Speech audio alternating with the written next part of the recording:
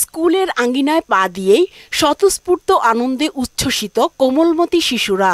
টানা 2 সপ্তাহ ছুটি শেষে স্কুল খোলার পর দল বেঁধে মাঠ জুড়ে ছুটে বেড়াচ্ছে তারা। অনেকদিন পরে স্কুলে এসে ভালো লাগছে। স্কুলে এসে খুব ভালো লাগছে আর পড়ালেখা করতে আরো ভালো লাগছে। অনেকদিন পর স্কুলে এসে খুব ভালো লাগছে। এই স্কুলে এসে আমাদের অনেক ভালো, স্কুল রং করে এসে ঈদের শুভেচ্ছা, আমাদের অনেক ভালো লাগছে। শিশুর ভবিষ্যৎ নিশ্চিতে নিয়ম মেনে ক্লাস চালু রাখার পক্ষে মত দিলেন অভিভাবকরা। গরম হোক বা যাই হোক, প্রতিটা সন্তানের উচিত যাতে স্কুলে যায়।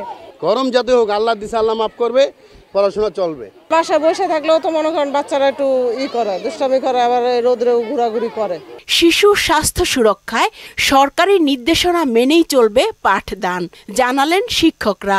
রুটিনটাও আমরা ওইভাবে পিরিয়ডগুলো একটু ছোট করে নিয়ে আমরা সব সাবজেক্টই যাতে তারা পায় সেই হিসাবে আমরা ওইভাবে মডিফাই করে নেব। নতুন শিক্ষাক্রম অনুযায়ী শিক্ষাক্রমের পাঠদান অব্যাহত রেখে যদি শিক্ষাপঞ্জির একদিন ছুটিও বেশি বাড়িয়ে দেওয়া হয়, শিক্ষণ ফল অর্জন কোনোভাবে সম্ভব না।